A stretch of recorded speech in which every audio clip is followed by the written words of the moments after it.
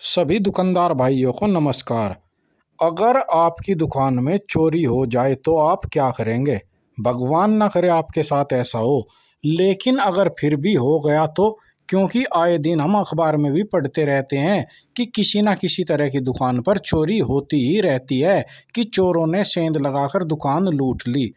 अगर कल किसी कारण से या आने वाले टाइम में किसी कारण से हमारे साथ ऐसा हो गया कि हमारी दुकान में चोरी हो गई, तो ऐसे में हमें नुकसान के लिए क्या करना चाहिए? दुकान में जो नुकसान हुआ है इसकी भरपाई कैसे होगी? क्या आपने सोच रखा है?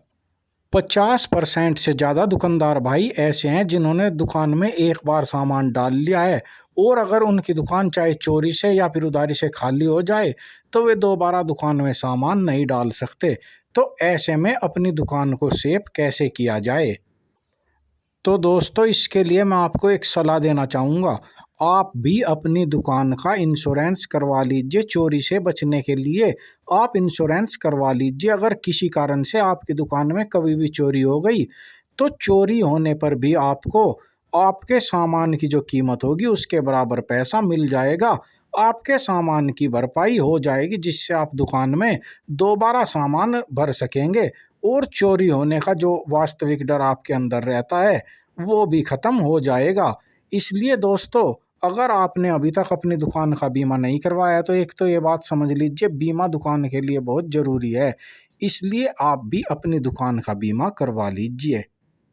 और आज के टाइम में बीमा कराना कोई बहुत बड़ी बात नहीं है। अगर आप मोबाइल को अच्छी तरह से चलाना जानते हैं, इस पर आप जो ये फाइनेंस ऐप होती हैं इनकी जानकारी रखते हैं, तो आप ऑनलाइन पॉलिसी बाजार से या अब तो फ़ोन पे भी बहुत ही आसान तरह से आपकी दुकान का बीमा कर दे रहा है। आप ऐसे करा सकते हैं।